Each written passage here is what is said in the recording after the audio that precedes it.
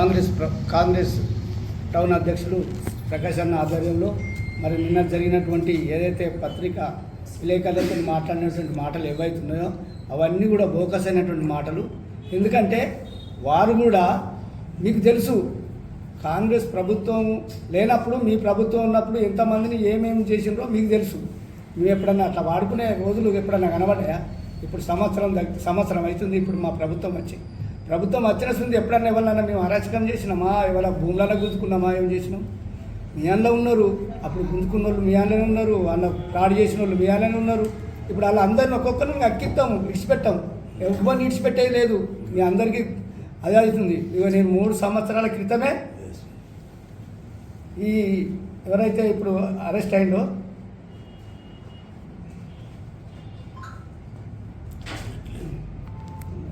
నేను ఎక్కడైతే వీళ్ళ క్రషర్ ఎక్కడైతుందో ఆ 3 సంవత్సరాల క్రితమే నేను స్టేట్మెంట్ ఇచ్చి వచ్చిన. ఇక్కడ జరుగుతున్నాయి అన్నీ కూడా ఏవైతే భూమి తీసుకున్నవి కూడా ఇల్లీగల్గా ఉన్నాయి. కాబట్టి మీరు దీని మీద వెంటనే అప్పటి కలెక్టర్ గారికి కానీ, ఆర్డీఓ గారు కానీ, ఎస్పీ గారికి అందరికి కూడా నేను కోరుకోవడం జరిగింది. అప్పుడు కూడా ఎవరు కూడా ఆయనను ముట్టుకోలేదు. ఎందుకంటే నేను చేసినటువంటి కార్యక్రమంలో నేను చేసింది మా ఎస్సీల ఇండ్లకు అక్కడ ఉన్నటువంటి ఎస్సీల ఇండ్లు ఉన్నాయి. ఆ ఇండ్లు అన్నిటికీ కర్రలు వాసినాయి. కాబట్టి వాళ్ళందరూ వచ్చి నన్ను తీసుకుపోతే చూసి అది ఇచ్చినాయి. ఇది ఇలీగల్గా నడుస్తుంది కాబట్టి దీన్ని ఎంబడే మూసేయాలని చెప్పడం జరిగింది. అప్పుడే 3 ఏళ్ల కిందనే, ఇప్పటిదాకా అక్కడ నుంచి వచ్చినటువంటి వెహికల్ మీద వచ్చినటువంటి ఎవరైతే ప్రయాణికులలో వాళ్ళు కూడా కొంతమంది ఆ దుబ్బకు ఆ బూడిది ఏదైతే ఉంటుందో ఆ డస్ట్ కళ్ళల వాడి కూడా ఒక 2-3 అక్కడ యాక్సిడెంట్ అవడం జరిగింది.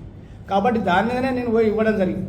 మీరు తీసుకున్న భూమి ఎంత, మీరు ఇప్పుడు చేసిన భూమి ఎంత, దాని మీద గవర్నమెంట్ చూసుకుంటుంది. దాని గవర్నమెంట్ పని గవర్నమెంట్ చేసుకుంటుంది. మాకేం అవసరం ఉంది గిన్నెలా నిన్ను పట్టిస్తాను.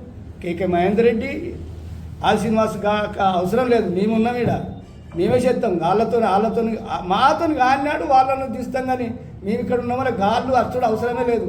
వాళ్ళకు అసొంటి చేతికి తలగనీయం, మేమే చేస్తాం మా పని. మీరు చేసిన ఎవరెవరైతే ఏమేమి లొసుకులు చేసిండ్రో, ఎవరెవరి దగ్గర ఏమేమి చేసిండ్రో అతి త్వరలో మీ భూ కుంభకోణం బయటకు తీసే రోజులు ఆసన్నమైనవి. డబుల్ బెడ్రూమ్లలో కూడా అవకతవకలు జరిగినాయి అంటుండ్రు. ఆ అవకతవకలు కూడా బయటకు తీస్తాం. మీరు ఏమో అనుకుంటుండ్రు డబుల్ బెడ్రూములు, మా డబుల్ బెడ్రూములు మీకు నేను 5 నెలల ఉంది అక్కడ ఉన్న 5 నెలల ఉంది డ్రా తీసినప్పుడు నేను ఎప్పుడైతే లేనో ఆ లేనప్పుడే డ్రా తీయడం జరిగింది. వాళ్ళు ఏమంటారు, నువ్వు ఉన్నప్పుడు నేనున్నప్పుడు తీయనిస్తానా అని చెప్పడం జరిగింది. దాని మీద ఆగడం జరిగింది. నేను ఒకనాడు బయటకు వచ్చి ఎవరో అత్తే మాట్లాడుతున్నా నేను అచ్చవరకు తీసేసారు. కాబట్టి అది ఇలీగల్. మేము ఎవరైతే ఎస్సీలం ఉన్నామో అప్పుడు ఇచ్చినటువంటి మాట కేటీఆర్ గారు డబల్ బెడ్రూమ్లు అన్నీ మీకే ఇస్తామని అన్నాం. ఇవి మనం చెప్పినాం. కానీ మేము కాగితం రాసి ఇచ్చినామా, లెటర్ ఉందా?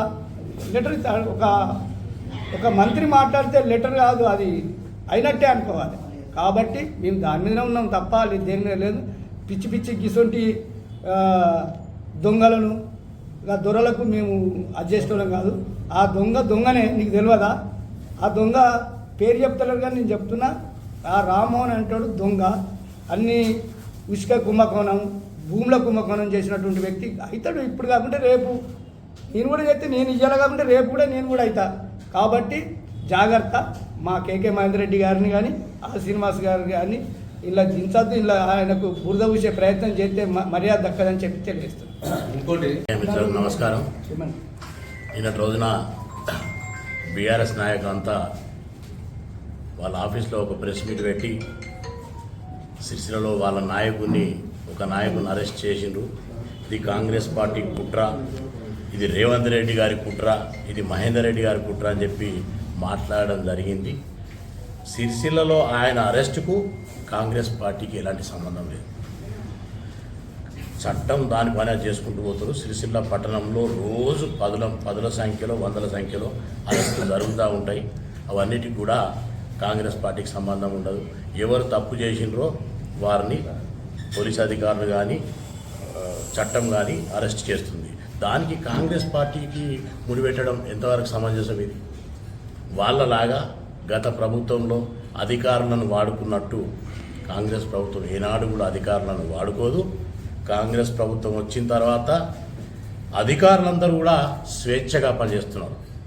ఇలా తొత్తుగా వ్యవహరిస్తున్నట్టే గతంలో 10 సంవత్సరాలు అధికారులందరికీ కనుసంధానంగా సంతకం పెట్టినటువంటి అధికారులు దానికి అలవాటు పడి రెవెన్యూ అధికారులు, పోలీస్ అధికారులు అందరూ కూడా టీఆర్ఎస్ నాయకుల్లాగా, ఒక కండువలేని నాయకుల్లాగా పనిచేసినటువంటి అలవాటుతోటి వాళ్ళకు కొంచెం అతి భ్రమించి మాట్లాడుతున్నారు.